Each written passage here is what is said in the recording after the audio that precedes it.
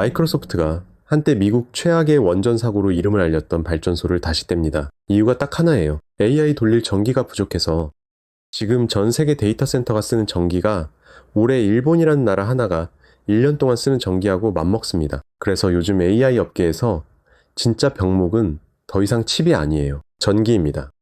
숫자로 보면 이래요. 미국에선 새로 짓겠다는 데이터 센터 상당수가 전력을 못 구해서 지연되거나 취소됐습니다. 30%에서 많게는 절반까지 본다는 집계도 있는데 이 폭은 업계에서 아직 논쟁 중이에요. 다툼의 여지가 없는 건 대기 시간입니다. 전력망에 연결하려고 줄을 서면 4년에서 7년이 걸려요. 그러니 빅테크가 원자력으로 달려갑니다. 마이크로소프트가 되살리는 게 바로 3마일이에요. 1979년에 사고가 난 건 2호기였고 지금 깨우는 건 2019년까지 멀쩡히 돌던 1호기인데 20년치 전기를 통째로 사기로 하고 원래 2028년이던 재가동을 2027년으로 앞당겼습니다. 한국은 더 심해요. 수도권에 데이터 센터가 75%나 몰려 있는데 한전에 들어온 전기 신청은 2023년에서 2027년 사이에 8배로 뛰었습니다. 다만 이 신청에는 허수가 꽤 섞여 있어요. 한전이 직접 감사해보니 10건 중 7건은 실제 수요가 아니었습니다. 그걸 감안해도 공급 가능한 전력은 신청의 절반에 못 미쳐요. 수도권 신청의 절반 이상이 공급 불가를 받았고 최종 승인율은 1.9%에 그쳤습니다. 자, 여기서 100여 년 전으로 가볼게요. 전기가 막 세상에 깔리던 시절 전류 전쟁이라는 게 있었습니다. 에디슨의 직류하고 웨스팅하우스 테슬라의 교류가 표준을 두고 붙었죠. 교류가 이겼어요. 이유가 딱 하나였는데 교류는 전기를 멀리 보낼 수 있었거든요. 에디슨의 직류는 발전소에서 2km를 못 갔어요. 반면 교류는 나이아가라 폭포에서 만든 전기를 40km 넘게 떨어진 버펄로까지 보냈고 그 뒤로는 수백 킬로미터까지 갔습니다. 이게 뭘 바꿨냐면 그때부터 발전소는 자원이 있는 곳에, 그러니까 폭포 옆이나 탄광 옆에 두고 공장이랑 도시는 사람이 원하는 곳에 따로 둘 수 있게 됐어요. 전기가 산업을 어디서든 지을 수 있게 족쇄를 풀어준 겁니다. 그전엔 공장이 물레방아를 돌리려고 강가에만 붙어 있어야 했거든요. 근데 지금 AI가 그 100년 역사를 거꾸로 되감고 있어요.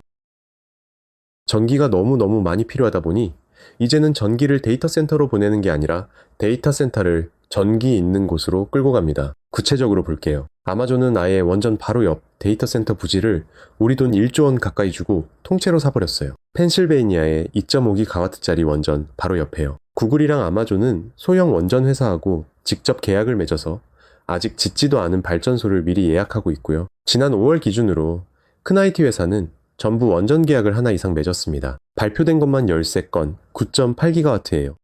죽어있던 발전소를 깨우고 원전 바로 옆으로 기어들어가고 옛 우라늄 공장 부지에 짓고, 그러니까 지금 AI 경쟁은 겉으론 누가 더 똑똑한 모델을 만드나처럼 보이지만 밑바닥에선 점점 누가 전기를 쥐고 있나로 내려가고 있는 거예요. 전기가 애써 풀어줬던 족쇄를 AI가 그 엄청난 덩치로 다시 채우는 셈입니다. 그래서 앞으로 AI 뉴스를 볼 때 모델이랑 칩만 보지 마세요. 그 밑에 깔린 전기를 보면 지도가 다르게 보입니다. 한국도 똑같이 움직이고 있어요. 수도권 승인율이 1.9%로 꽉 막히니까 데이터 센터가 전기 있는 지방으로 내려갑니다. GS는 강원이랑 충청에 자기 발전소 옆으로, 삼성 SDS는 경북 구미에 짓습니다. 전남 해남엔 삼성 SDS가 이끌고 네이버 클라우드랑 KT가 참여하는 국가 AI 컴퓨팅 센터가 들어서고요. 지난 5월엔 아예 비수도권에 지으면 전력 심사를 면제해준다는 특별법이 국회를 통과했습니다. 새 원전 부지는 경북 영덕, 소형 원전은 부산 기장으로 정해졌고요. 전기를 데이터 센터로 못 보내니까 데이터 센터를 전기 옆으로 옮기고 발전소를 새로 짓는 거예요. AI 주권이라는 게 사실은 전력 주권이라는 얘기입니다. 자, 그럼 이 흐름이 앞으로 어떻게 흘러갈까요? 예측이라 틀릴 수 있지만 지금 방향을 그대로 이어보면 세 가지가 보입니다. 첫째, 순위표가 바뀝니다. 지금까진 AI 회사를 모델이 얼마나 똑똑하냐로 줄 세웠는데 앞으로는 전기를 몇 기가와트나 확보했냐가 진짜 등수가 될 거예요. 전기가 곧 계산 능력의 상한이니까요.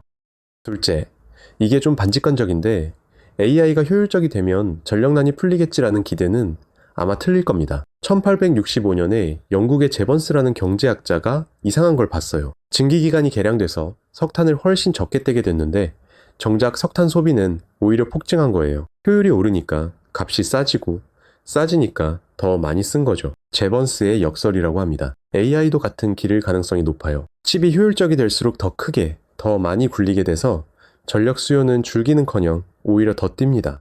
셋째, 전기를 둘러싼 싸움이 기술 뉴스에서 내 전기요금 뉴스로 내려옵니다. 데이터 센터가 전기를 빨아들이면 그 부담은 결국 가정 전기요금하고 전력망 안정으로 오거든요. 이미 미국 일부 지역에선 왜 우리 동네 전기를 데이터 센터가 먹냐는 갈등이 붙었고, 한국도 수도권 전력을 두고 같은 일이 커질 수 있습니다. AI 시대의 진짜 지도는 제일 똑똑한 회사가 아니라 전기가 있는 곳을 따라 다시 그려지고 있어요. 그 지도를 같이 읽어보는 채널입니다. 오늘 이야기가 괜찮았으면 구독으로 남겨주세요. 다음에 또 올게요.